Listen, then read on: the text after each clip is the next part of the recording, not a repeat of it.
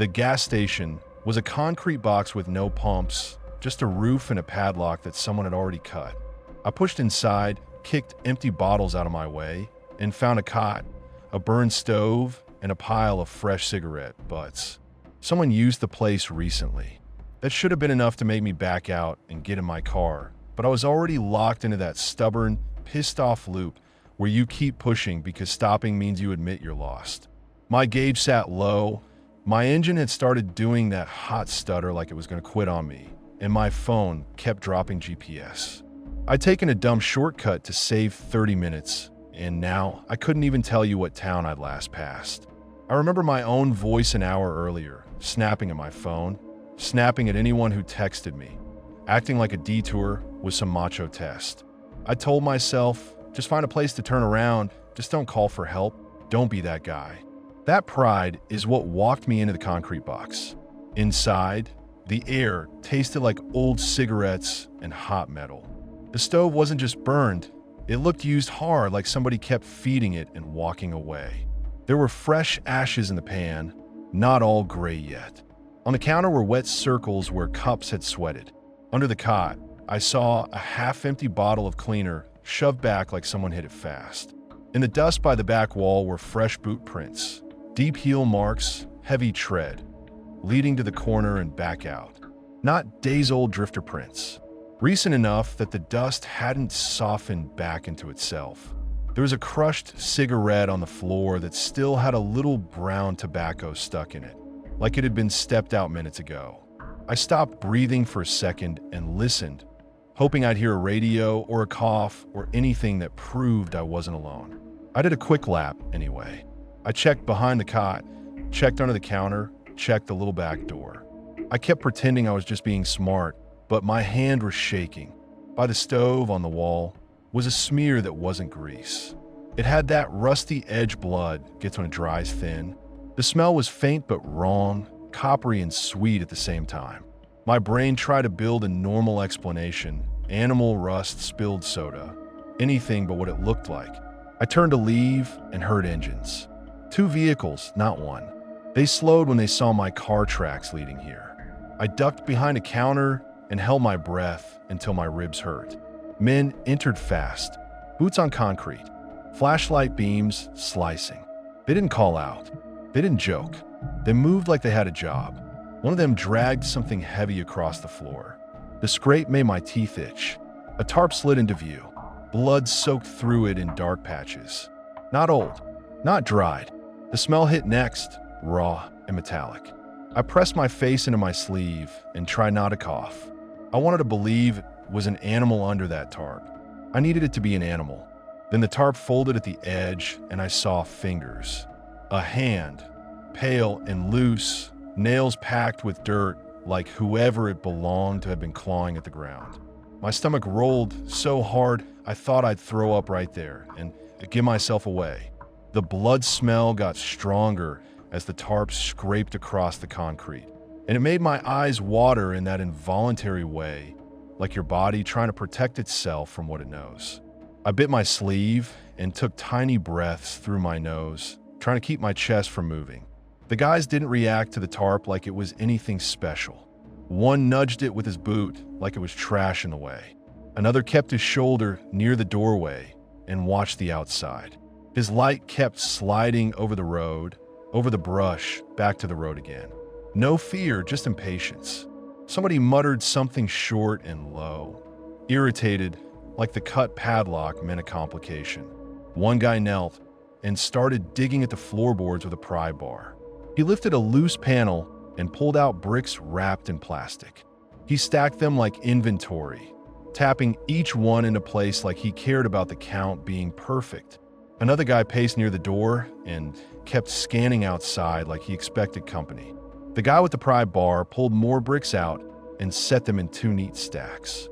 One of the others pulled a backpack open and started loading them, fast and practiced.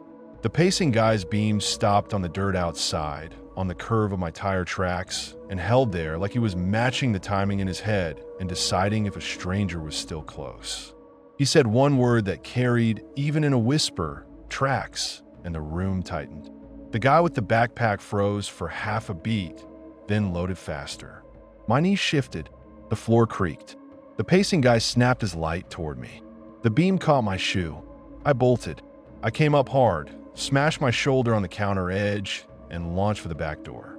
I heard boots hammering behind me and the scrape of metal, like somebody pulled something free. My hand slipped on the latch because my palms were wet.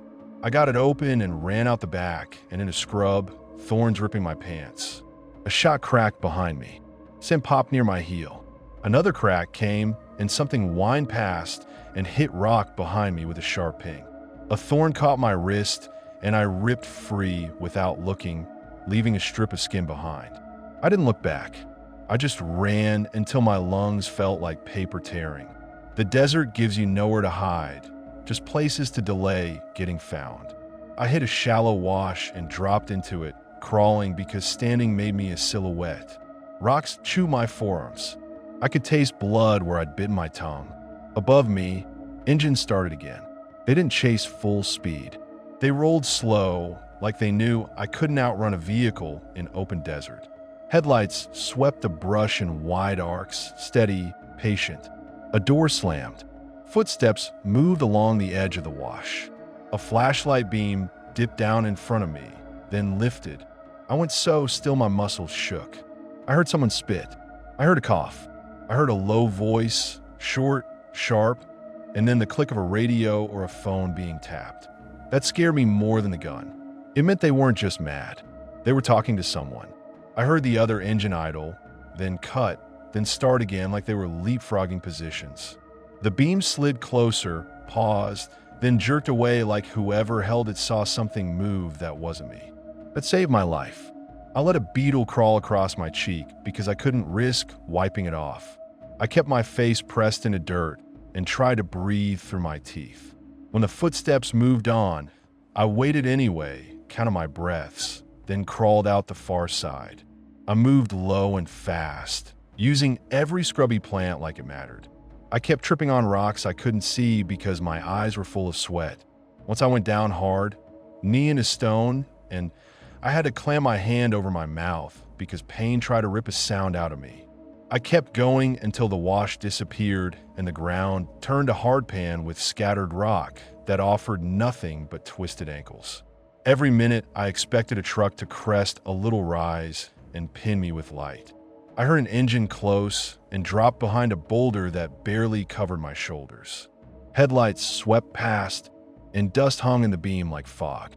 A tire crunched gravel not 10 feet away, then stopped. I held my breath, so long my vision spotted. A door opened. A guy stepped out and just stood there listening. His flashlight stabbed the ground, traced the rocks, drifted toward me. The beam stopped on the boulder's edge, and I thought, that's it, that's the moment. Then he turned, walked back, and the door shut, and the truck rolled off slow.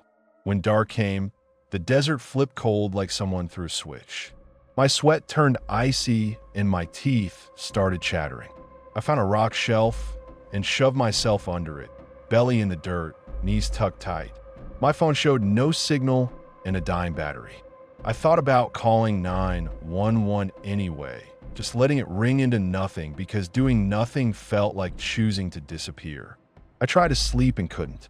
Every gust in the brush sounded like boots. Every little tick of gravel sounded like a footstep. I held my breath so many times my chest hurt. At some point I heard engines again, far off, looping like they were circling the area and not giving up. My throat felt like sandpaper. My tongue stuck to the roof of my mouth. I tried to swallow and tasted dirt. I had half a bottle of water left in my car, and it might as well have been on the moon. My hands kept clenching and unclenching like I wanted to punch something, and the only thing there was rock.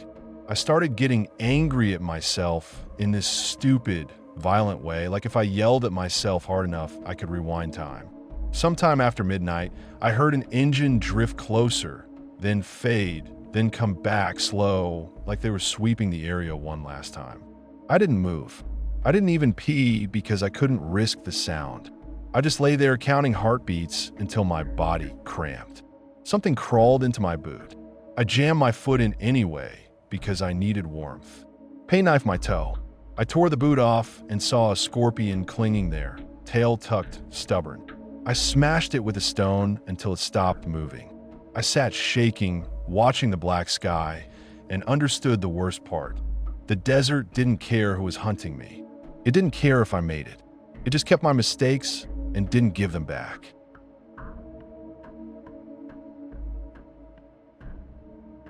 Headlights stopped behind my dead car and stayed there, idling, no one getting out. I stood with my hood up like a dumb flag, waving a rag, trying not to look desperate. The hazards had already died. My phone showed no service and 1% like it was mocking me. I hit redial anyway, like the bar might magically appear if I beg hard enough. Nothing. I shut the screen off fast because watching the battery drop felt like watching blood leak out. I kept telling myself it was just bad luck, battery, alternator, whatever, and that the next car would be a normal person with a jumper pack and a mouth full of complaints. But that truck didn't move, didn't honk, didn't flash. It just sat back there and watched. The engine note was steady, low, patient. I could feel in my teeth. I waved the rag again, slower now, and listened for a door. Nothing. I started doing the thing where you act busy so you don't have to turn around. I checked the battery terminals again. I wiggled the cable like it was going to suddenly decide to work. I stared at the fuse box and pretended I understood the little symbols.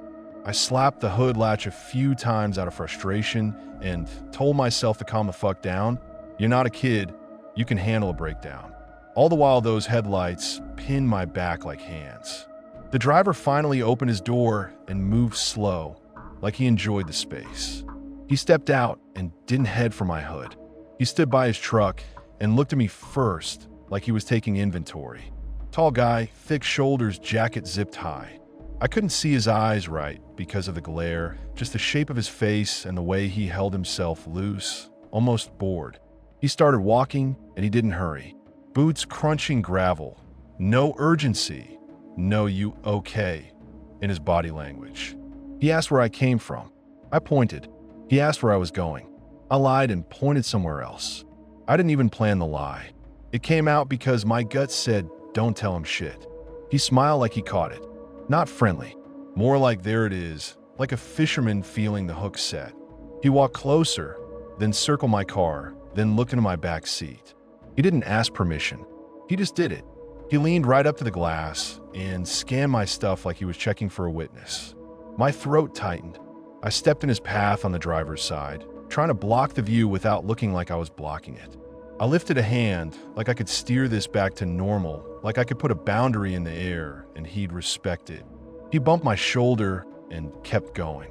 Not even a shove, just that casual shoulder check that says you're furniture. I felt heat climb my neck. I wanted to scream at him, to tell him to back the fuck up, but yelling on an empty road is just advertising you're alone.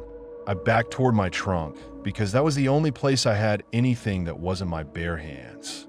The trunk was already open from earlier. My spare, the jack, a mess of junk, and the tire iron tucked under the mat. I wrapped my fingers around it and pulled it out. I held it down by my leg like it wasn't a big deal, like I wasn't about to throw up. My hand shook anyway. I tried to stop them and couldn't. He noticed. He laughed once, one sharp sound, and reached into his jacket. The motion was small, practiced, and it made my stomach drop. I remember thinking, clear as day, if I let him show me what he's got, I'm done. That thought didn't feel dramatic. It felt like math. I didn't wait for the reveal. I swung first. The iron hit his forearm and made a wet thud. He yelped like an animal, and whatever he had in his hand fell. For half a second, I saw a metal wink in the dirt. A knife. Not huge. Sharp enough. He looked at it, then at me, and his face changed from amused to pissed, like I'd broken the rules of a game he expected to win. I stepped toward the knife on instinct, then froze because stepping down meant losing my stance, and he was already moving. He rushed me. I backed up fast, heel catching loose sand, and I went down hard. My hips slammed into my bumper, and pain exploded up my side. I tasted grit. The tire iron jerked out of position, and I scrambled to keep it. He was on me before I could get my feet. He grabbed my collar, and tried to drag me toward his truck like I weighed nothing. I dug my boots in and they slid. His grip tightened, fabric cut into my neck. I tried to swing again and my arm caught his shoulder. Useless. He kept pulling, grunting, not even winded, like he'd already decided where my body was going to end up. I clawed at his wrist and got a fistful of sleeve. I tried to knee him and my bad hip buckled, so it turned into this pathetic kick that hit nothing. I remember his breath smelling like stale coffee and something sour, and I hate that my brain saved that detail. I did the only thing my panic offered. I jammed my thumb into his eye. I didn't aim, I just shoved. I felt it give, soft and wrong. He screamed a full body sound, and his hands flew up. The pressure on my neck vanished, and I rolled away, choking, trying to stand on a leg that didn't want to cooperate. I saw him bend, both palms on his face, and I saw the knife again in the dirt, half buried now, like the sand was trying to hide it too. I didn't run down the road. The road was a straight line with nowhere to hide, and he had a truck. I ran into the dunes because the road felt like a trap. Sand grabbed my ankles. The slope stole speed. I could hear his boots hit gravel, then stop. I expected him to chase on foot, blind and raging, but he didn't. A door slammed. His engine revved. The truck rolled forward, and then the headlights swung off the asphalt and onto the sand. He didn't chase me. He hunted me. He drove parallel, keeping pace, waiting for me to tire out. When I climbed a ridge, the light caught me and flattened me into a shadow puppet. When I dropped into a dip, the beams slid away and then came back slow, sweeping like he was painting the dunes with a brush. He'd cut ahead sometimes, stopping his light on a crest, so I had to choose: run into the open or turn and lose direction. I cursed out loud at nobody, pissed at the sand, pissed at my body, pissed that my car had died in the one place on earth where it mattered. My hip burned. My lungs burned. My mouth went dry and tasted like pennies. I kept moving because stopping felt like dying. I kept thinking, he's going to cut the engine and walk up on me. He's going to box me in. He's going to wait until I trip, and then he'll be there with that knife like it's nothing. My brain threw every ugly option at me, and none of them ended with me getting home. Night dropped hard. Temperature felt like a switch. Sweat turned cold under my shirt. My teeth started clicking. I bit my tongue so the chatter wouldn't give me away and tasted blood. My hands went numb, then stung. I crouched behind a ridge and listened over my own breathing. The truck idled somewhere out there, low and steady, and the lights kept sweeping. Every time the beams passed close, I smelled exhaust mixed with salt and dust, and I had to fight the urge to cough. I lay flat behind the ridge and shoved sand over my arms to hide the pale skin. It felt stupid and it felt necessary. My body wanted to shake, so I pressed my chest into the ground and forced myself still. The sand scraped my elbows raw. The headlights passed once, twice, a dozen times. Each pass made me brace for tires crunching closer, for a boot stepping over the crest, for a hand to grab hair. I counted in my head to keep from losing it. I lost count anyway. I started over. I kept my face down because I didn't want the shine of an eye to give me away. His headlights swept back and forth for an hour, then drifted away. The last sweep moved slower than the others, like he was taking his time. The engine note faded, then vanished. Silence landed, and it wasn't comforting. Silence meant he could be doing anything. I lay there and listened so hard my ears rang. Once I thought I heard a door shut far off, and my whole body tried to bolt, and I forced it back down into the sand like I was pinning an animal. I stayed down until dawn because I couldn't trust silence. The cold kept me honest. The sky turned gray, then thin pink, and the dunes started to look like plain dirt again instead of monsters. My muscles cramped when I tried to move. My hip screamed when I put weight on it. I stood anyway, wobbling, scanning for that truck, for any dot on the horizon for my own car. I couldn't see it. I hated that too. I hated that I didn't even know if I'd run a mile or 50 yards. When I looked down, the sand told on me. I found my own footprints circling like I'd walked in a loop. Cross tracks, double back lines. A stupid spiral that proved I'd been running blind while he drove clean and calm on the flat. I stared at it and felt anger hit harder than fear. Anger at him, anger at myself, anger at the part of me that wanted to pretend this was all just a misunderstanding. I punched myself in the thigh for it and limped toward the sun anyway.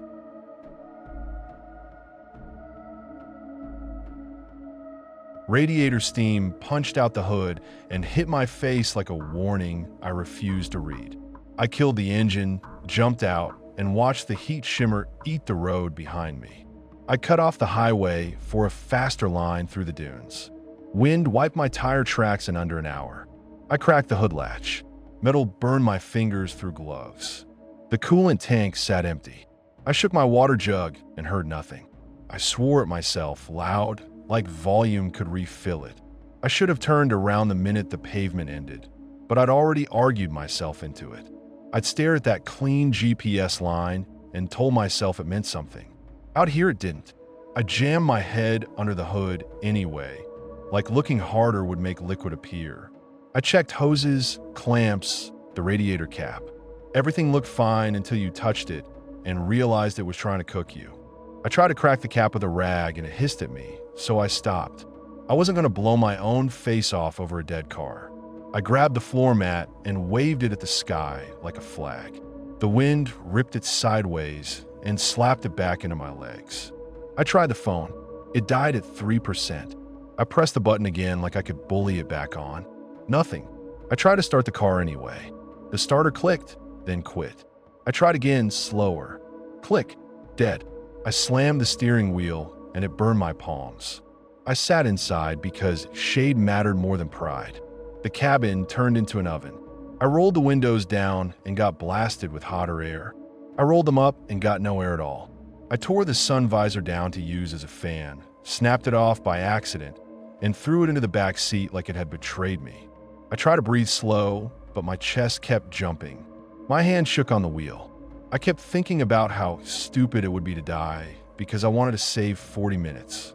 I bailed out again, crawled under the car, and dragged the spare tire into the dirt to make a patch of shadow. It barely covered my head. I lay there and listened to the engine ping and crack as it cooled.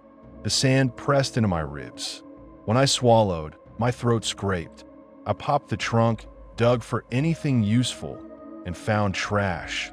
A hoodie, a socket set, a busted flashlight, 2 empty bottles, a torn receipt stuck to a candy wrapper. I shook everything anyway. Nothing. My voice came out thin when I cursed, and that scared the shit out of me. I stood up and the world tilted. I grabbed the door frame and waited for the gray to back off. I argued with myself like there were 2 of me. One kept saying, "Stay put, someone will spot the vehicle." The other kept saying, "You're not on a road, nobody's coming, you're gonna sit here and bake." I tried the horn. It gave a weak chirp and then nothing. I tried the hazards. They blinked twice and quit. I ripped my shirt off, tied it to the antenna, and watched it hang limp like even the fabric had given up. I walked a short circle around the car and tried to get my bearings. Every direction looked identical. The wind already started smoothing my footprints, like it wanted to erase proof I'd been there. My mouth turned gummy.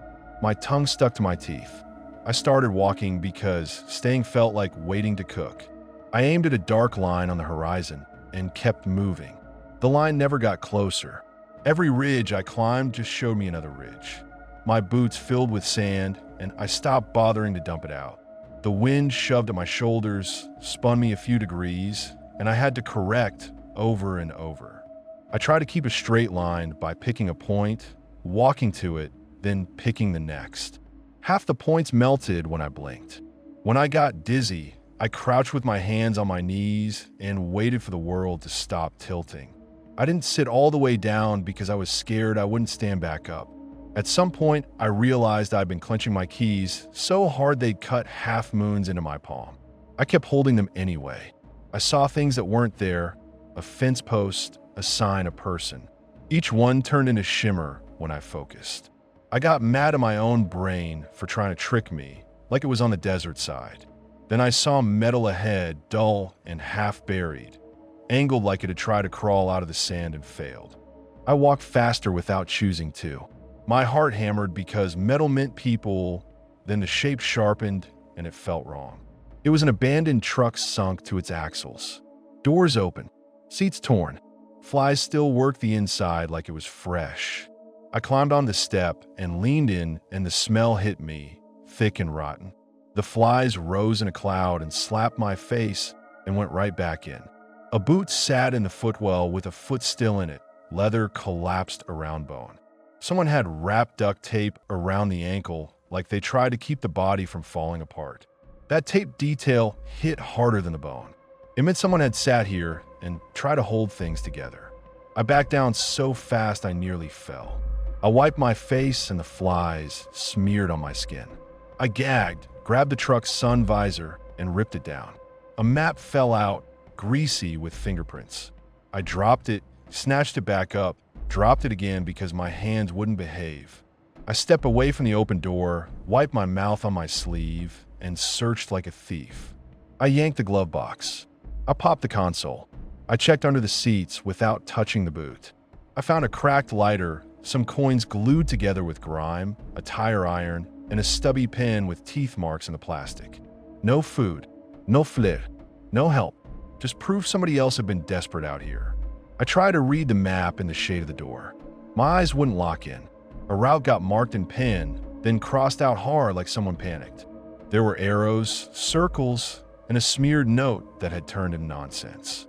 The line cut between two drawn ridges, then hooked toward a tiny circle that might have been a marker, might have been wishful thinking. I flipped the map over looking for a name, a date, anything. All I saw were more greasy prints and a torn corner, like somebody had ripped it in a hurry. I stood there and argued with myself again, louder this time, because the truck felt like a trap. If I stayed, I'd be staying with a dead man's last stop. If I left, I'd be betting my legs against distance. I kept doing this ugly mental math where I tried to calculate miles without knowing anything real. The numbers didn't matter. They just gave my panic something to chew on. I looked at the boot one more time and felt this certainty. Whatever plan he'd had, it didn't save him. Still, standing next to him felt like rehearsing my own ending. I folded the map and shoved it in my pocket. I walked that route anyway because I had nothing else. At first it felt better, just moving with a plan, even a dead man's plan. I used the truck as a reference until it vanished behind a dune. After that it was just me and the paper and the wind. Sometimes the wind pushed steady at my back, and I took the help and hated it at the same time. Sometimes it swirled and made the sand hiss along the ground like something crawling. Once, I heard a faint metallic clink off to my left, and my whole body turned before I decided to. I saw nothing. I told myself it was a loose panel on the truck, or my imagination, or the pen in my pocket tapping my keys. I didn't believe any of it. The map line led me into a low basin where the heat sat heavier. My footsteps sounded muffled, like the sand was swallowing them. I tried to climb out and my calves cramped. I slipped, slid back, and screamed fuck into my shirt.